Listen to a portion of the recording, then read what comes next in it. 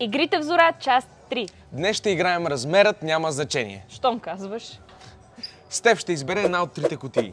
Първата, втората или третата. И ще видим, когато спечели това, което избере, какво ще загуби.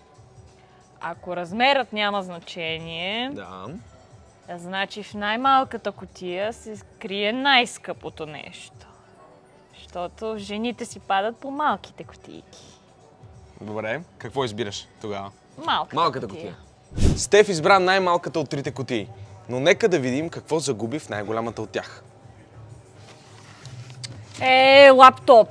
На мен тъмън ми трябваше. Тъмън. Нека да видим сега в средната кутия. Какво има?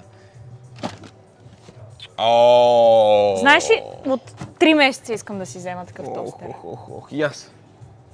И все пак смятам, че в най-малката ще се крие най-скъпото нещо. Да видим. Соло барабани! 1, 2. Какво е това, бе? Адаптер. Значи все пак размера има значение. Има. Аз затова си взимам смек. Аз ще чакам промоциите в Зора.